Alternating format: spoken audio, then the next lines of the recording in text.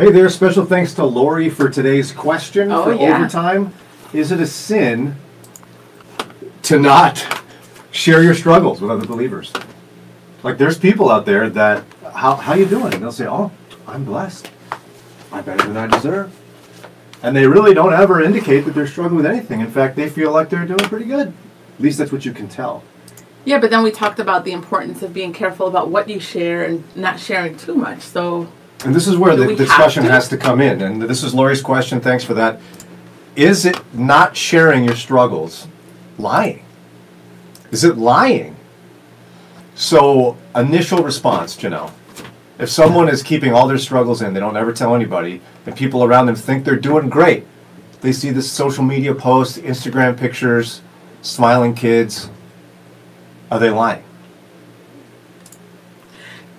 In social media, I would say no, because that's like a crowd of like people. In your circles, whether it's small group or your family or your friends, I say yes. What do you think? So you're saying it depends on the audience. But then that brings up the question though. If it's a crowd and you shouldn't share much, it's still a lie because you're making it seem like your life is one way.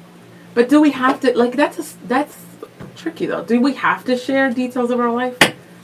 Just because I'm sharing a family picture at a park, do I need to say, man, I'm struggling today? Like my kids, you know?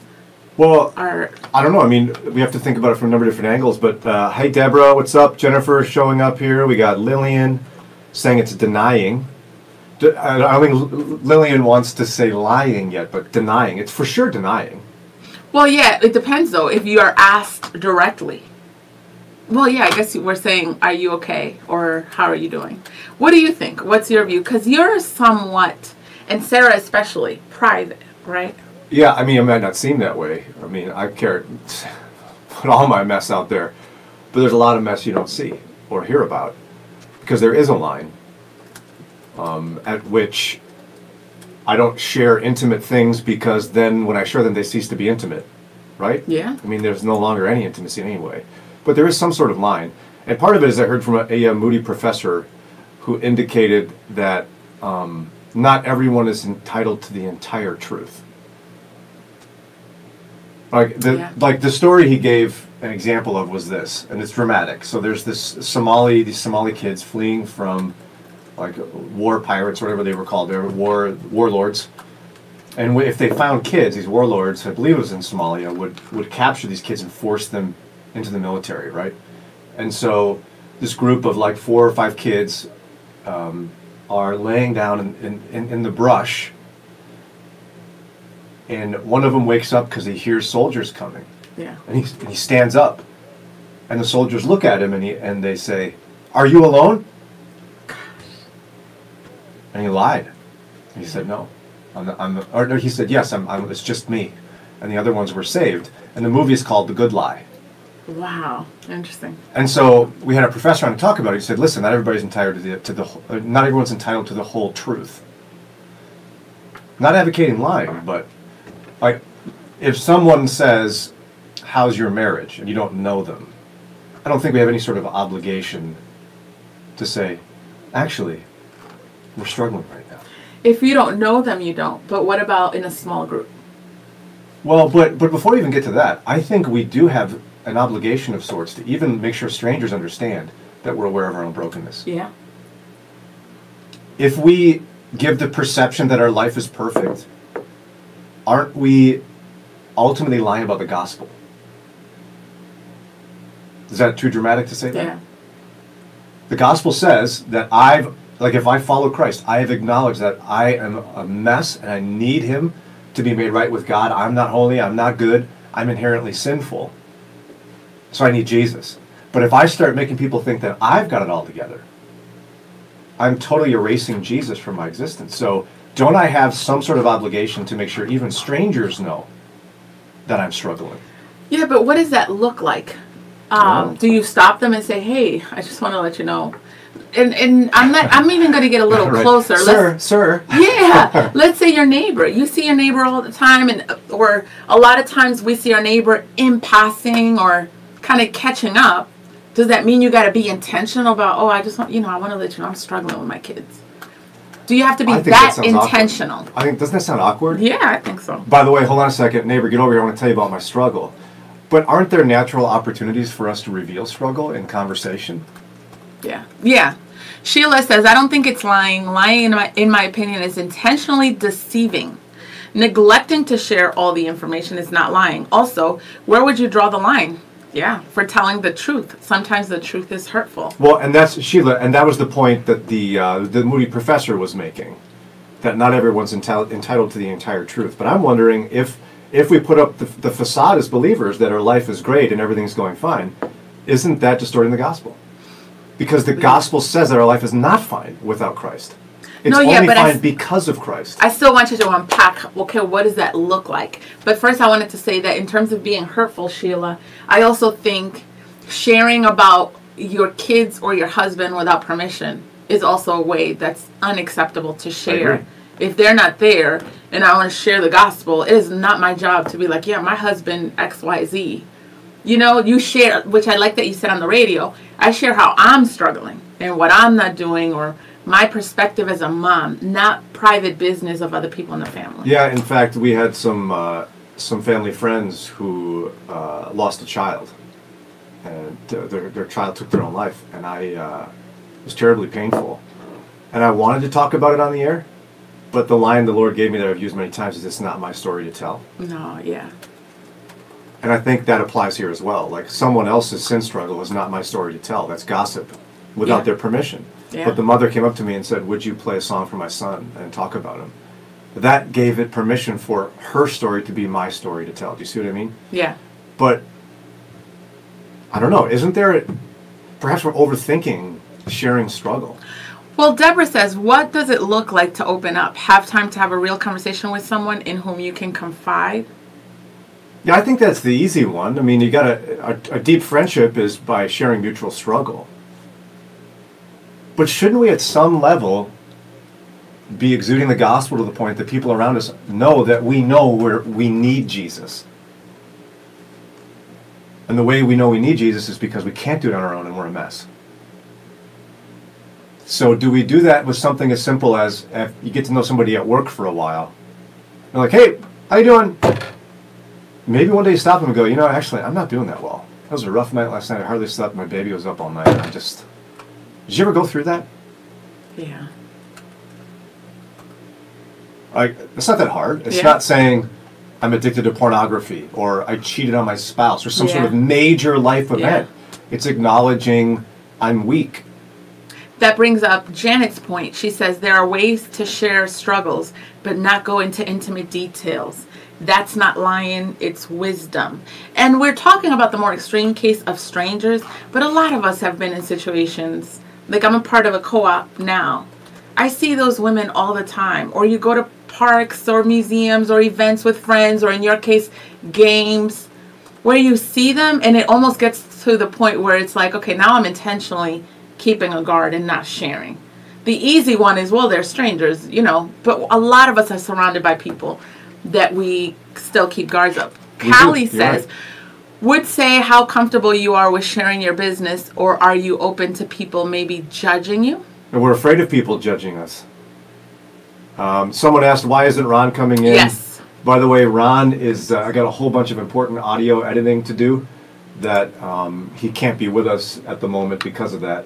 He's trying to make sure that you all get audio that you need from that goes to our podcast and such. But thanks for that. I know he knows that you miss him. And we'll make sure we pass that word along. Yeah. But I still am kind of in the position where I think if there's a Christian who is consistently portraying a facade that everything's great, that they're misrepresenting what's true. Right?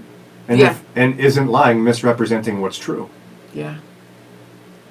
Man, but you always have to be a different person. I can't even picture Len doing that. But we're called to be a different person. Some people are just like not as... For me, it's natural to go there. I even kind of scare people away because I just go there. He says that to you, doesn't he? Len? He's like, wow. He's like, you need to calm down. You share too much. But I'll go there. He's more careful. Some people have been burnt, some people struggle trusting. Sure. So. But the cornerstone of the gospel is that I'm broken. Yeah. And if I portray that I'm not broken, I'm lying in essence about the core of my need for Christ. So, but I think that it's the misconception. It's the what I do. I turn everything into the melodrama, right? What am I supposed to tell somebody all my business? No, that's not what I'm saying. Yeah. I think if we're to be people who are sharing the light and salt of the truth of Jesus Christ, it's that we're going to be people who are open about the fact that we are in need and that we are broken. And so what does that look like? Maybe it's something as subtle as, people are always in the competition at like sporting events. Parents are like, oh, Jimmy is doing this. Oh, or yeah. My husband, his job, oh, he's so busy with his high-powered job, da da da da. Maybe you just go, wow, boy, that must be great. My wife and I have been through some difficult financial periods in the past. It's hard sometimes, isn't it? Yeah. Someday I'll be able to get to your level of peace. Maybe they'll say, oh, well, I always struggled before. Suddenly now you're sharing struggle. And I'm thinking this off the top of my head, but yeah. I think we can't be people who are faking it. Yeah, we can't be. And I'm not indicating people share their deepest, darkest sin. At some point, maybe you should, but not to strangers. When is it too much, though? Somebody's saying do we fear bringing others down? I've had seasons where I share so much of my struggle that sometimes I'm wondering, am I supposed to share more of my victories? Let's say in motherhood. I love the Lord, and there are victories. I just don't like sharing them because it comes off as bragging. Like, ain't nobody want to hear my victories. People, like, I'm quicker to say, man, this is hard, or I'm tired, or whatever. When is it too much? Like, we don't want to look to the world like we're losers, like, you struggling all the time, and you say you believe in the Lord. There's a point that, I don't know. Yeah, no, I agree with you. I think the extremes in almost every case are always harmful. And in that case, that's an extreme, right? Where if you focus too much on your flaws, it's ridiculous, right? And it's unhelpful. Isn't that what you're saying? You're always portraying your brokenness. I think so. Because I'm very intentional on transparency. Transparency is usually, unless you want to brag, your brokenness. And after a while, it's like, dude, that's all you share is your brokenness? That could kind of not be good either. But then, isn't sharing some of our triumphs just a reflection of giving God credit for them? That's, yeah. Like it's equally lying to take credit for our victories. Right. Because they're not ours at all. Deborah says, when we share too much, the conversation is about me. I think we need to focus on the other person more. It's a balance. Well, but to give an example of this that Sarah and I have talked about over the years, there's this person, and since everybody has hundreds of friends on Facebook, there's this person I know of, had their first child at some point in past history, being very generic, and this was the perfect baby. Every picture was smiling. This mother was always Googling over baby, and Sarah and I were like, oh my gosh, what's wrong with our children? This person had the perfect baby. I found out later, through connections, that actually they hardly slept for a year. And the baby cried constantly. Mm. And those pictures were the few moments that they smiled. Yeah. I think that person was unintentionally misrepresenting reality. And it actually was kind of unintentionally, dare I say, like hurting me. Yeah. I think I like, Deborah, that you said that there's a balance. In my experience, because I love conversing and I love connecting with women, it's not so much that you focus on you. It's almost how we deal with our conversation. There's a starting point. And when you come into a group and you share your struggle, it almost gives everybody, it changes the tone. It gives everybody permission to, like, okay, we're going to be real here, like, chill. You don't got to put up guards. I'm struggling. How are y'all doing? So I don't think it has to be, oh, it's all about me, all about me. It's almost opening the line of, let's be intimate. Yeah. And as always, it's the approach. You could make it about you. Yeah, you could. Or you use it as a way to just create intimacy, like you're saying. Good point. Jennifer says, I don't think we have to share struggles on Facebook or social media, but I also think we need to learn to be honest in face-to-face interactions. And a couple people have brought up, Rod brought up, you got to make sure it's face-to-face. I don't like on face, well, actually, I've done it, but the more general. my kids are struggling, or like that kind of stuff. But details on Facebook, I don't like that, because I think sometimes it can come off like you want attention. Yeah, I think it's a real difficult thing. And the more social media develops and is like this horrible snowball running down a hill, the less I even want to be part of it. Yeah. But I am not willing to draw the line of not sharing struggles on social media. Oh, so you're saying you can. There are times you can. And here's the reason. Yeah. Is because I know the damage it does to people who experience FOMO, right? Fear of missing out. There's people who get into the depths of depression because it seems like everybody around them has a much better life than them. Yeah. And that they're the only ones struggling and they're not able to do anything. And when we create this uber positive environment, we do what this article at the end of the show today, we talked about this article from Psychology Today that highlights toxic positivity. Yeah. That there is such a thing. Like if you are so positive that all you ever do is talk about positive things, it's toxic because it causes you to ignore legitimate things that need to be addressed in your life. And I think we can create toxic positivity on social media. Yeah, but oh my goodness. I'm not saying you put all your business on there. I'm not putting my business on there. Like what? Can you laugh at your mistakes? To show that you're broken? I've done that. I love to laugh at my own mistakes. Like one time I was making grilled cheese. Oh, that kind of stuff. Okay. And I burned my arm, like right here. Because it was so stupid. It was the weirdest injury ever. And we all laughed at me on social media. What I didn't do is take a picture of the perfect meal I made. There's a difference. Oh, yeah. I get but I think there are also times when my son was diagnosed with epilepsy. It was horrifying. And we were debating about, does me posting on this online invade a level of intimacy in our family that is bad? Do we want prayer support? What does this look like to others? And at the end I said, you know what? I need prayer support and somebody else needs to hear that I'm struggling. Yeah. And so we posted really openly about how scared we were, how hard it was, how my son has epilepsy, and I don't regret it. Deborah says social media can be used for emergency call-outs, for prayer, to reach a lot of people at once. No need for all the details, but it's a great way to let your friends know how to pray, like being in an accident or hospital. I get that. And for somebody that shares a lot, I'm very particular about some of these moments because I'm like, okay, hundreds of these people that are my friends are just there watching. Like, oh, look what happened. They're just curious. They're not praying. So I would be quicker to doing a text group or a private group and including the people that I actually know would actually care or would be touched. That's my issue with social media. I think there's a lot of, it's a lot of entertainment and, what's that? Voyeuristic. Yeah, voyeurism. Yeah, that's the word. And you know, there's also one more thing too where people wonder about, isn't it about me when I'm sharing struggle? There's one way people do it on social media that is disgusting and it's all about you, and here's what it is. I'm really going through a hard time right now. Pray for me. Yeah. Period. Post. And everyone's like, are you okay? What's wrong? The comments, and they refuse to do it. That's making you pay attention to me. That's not sharing brokenness. Yeah. And therefore reliance on Christ. That is selfishness trying to get attention. Lots of great topics about Mama Darlin. Just spoke up. She said, my generation was raised to never share struggles. It was amazing to me how many people were taking antidepressants when I first shared that I took them. Kind of sad that people still felt shame about depression. Yeah, no, and that's one of the things I admire about your mom is that you're willing to share those things. But yeah, I think that she's helped me realize that this is a generational thing as well, that there's the older generations, you weren't supposed to share your struggle. That's at least the American cultural idea. Yeah. But you've taught me that the opposite is true in your Latin American culture. Yeah, we're very open, very a little too much. That's older generations too, though. Right? And older generations.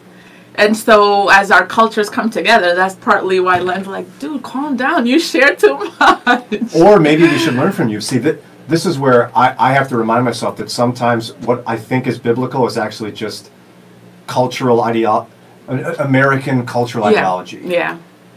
When the reality is that to be biblical, why wouldn't I do that? I mean, James 5 says to confess your sins to one another and pray for one another that you may be healed. Like, right. Confessing your sins to one another is truly revealing our weakness. And being vulnerable. Yeah. Partly with being as vulnerable as I am, I think that's why the friends that I do have, it kicks off like a week or like a month after we've met. Because you like just put it out there. You know, once I get a feel of this person's safe. And when you do that, you kind of brush away all the silliness and just say, listen, I'm struggling, and you connect quicker. But to connect, you have to be vulnerable. And like you say, within God's people and Christians, if we want to connect and love one another, you can't do that with guards up. That's right. You can't. Mark says, what do you say to those who don't put on a facade but just don't let things get to them and usually see the bright side in almost everything, like myself? So if something might be wrong but wouldn't consider themselves to be struggling with it, but know it's something that needs to be addressed. Some people are just like, yo, I'm cool, I don't need to share this. Go ahead. And it's harsh. It's not about you. It's not about you. It's about how that disposition impacts others. Even if you are capable of dealing with your struggle in a way where you're like, yeah, it's not that big of a deal. If you're not revealing the struggle to others, people look at you and think your life is perfect. Yeah. And they think they're doing something wrong. Yes. And so why would you share it if you're not struggling all that much, like you're doing okay with it? For others. Yeah. Not for you. Yeah. When we're open about even if you are battling something, we don't share it because it hurts to share it. It's embarrassing to share it. Yeah. You share it for others. Yeah. To free others. I know. Yeah. Evelyn says, I think not sharing leads people to believe that all Christians have perfect, wonderful lives. I tried to get my son to go to church with me. He said that he couldn't stand being with all those happy people who have their lives all in order when he is so sad and lonely. Oh my goodness. Wow. Okay. You got to pin that comment. Yeah. That's what I'm talking about. Yeah. That is, that's powerful. And that's a good reminder. Because there is a difference between joy and happiness. And we talk about this all the time. The sinner who truly is following Christ feels a joy that's out of their own sin. They go, oh my goodness, I'm such a disaster. How could God possibly love me? But he does anyway. And you're able to straighten up because Jesus loved you enough and you can't wait to you see what I mean? That creates a joy that acknowledges your brokenness. Oftentimes happiness ignores the brokenness. So what do you do with someone like Evelyn? Because what this is highlighting is that there's an unspoken atmosphere that we give off. But what are you going to do in service? Turn around and tell people, hey, I'm struggling. Like, what do you do? It's subtle. It's pastors being vulnerable on mistakes and sin struggles, and congregants letting them do it without freaking out. Because we should stop expecting them to be perfect. But I think it's modeled from the pulpit, and it's modeled in small groups, it's modeled in Sunday school. It's modeled again in the little things. No one's trying to say that you got to go in there and go, well, in 1972, my wife and I had this big fight. And I mean, no one's saying that. Yeah. But revealing that even if you're coping okay with it, that you're going through something. Somebody else can go, oh wow, Christians go through stuff. Yeah. Maybe I can be a Christian. Because we can't send the lie that Christians' lives are perfect once they give their lives to Christ. Yeah. Jeffrey says, I just recalled a time at church where a guy I hadn't seen for a while told me about something serious in his life. I felt blessed to be able to listen and to be trusted with this matter. Yeah. Evanesa, I love your name. Evanesa says, exactly, Brian. You share to help others, especially those who are hurting and feel no one understands their pain. And that's where, again, Jesus sums it up, right? What's the most important commandment? Love God, love your neighbor. One of the ways to love your neighbor is to make sure they know they're not alone. Yeah. In their struggle, because we're all sinners that fall short of the glory of God, and the only thing that makes us right with the Lord is Christ. Yeah.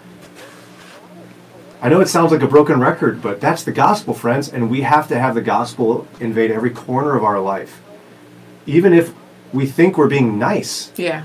We can't portray to others that our lives are all together, or we're lying about the gospel, which is why Lori's question was so good for today, is not sharing our struggles lying, and I think it is. And I think it's misrepresenting the gospel.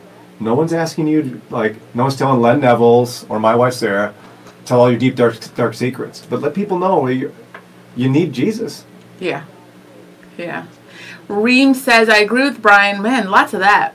We share our struggles to help others. Social media has more often than not fostered narcissism and it's caused us to forget about other people and share things we would not normally share for loves and likes, and that is toxic. It's very toxic, yeah. So I hope this. What did Lillian say there? She said, "Help folks open up by honestly asking, how can I pray?" Yeah, yeah. Or even saying, "Hey, I want to know what you're going through, so I can pray for you. But if you wouldn't mind, could you pray for me on something?"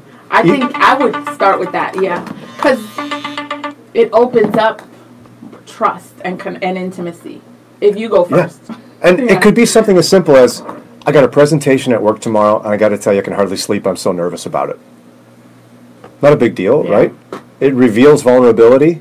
It reveals that, oh, you're nervous too? I get nervous. I'd love to pray for you. Good point, Lillian. Appreciate that. And again, shout out to Lori. I don't know if you're watching here, but you texted earlier. Thanks for the great topic. Again, is not sharing our struggles lying? I think it is. Yeah. Don't have to agree with me. Search the scriptures. Find the answer for yourself. I'm not the authority. God is. So go check it out. And thanks, everybody who joined us today. Got more tomorrow, Janelle, right? Yes, more tomorrow. Dr. Julie Slattery will be on, and Dave Safransky. Don't miss that.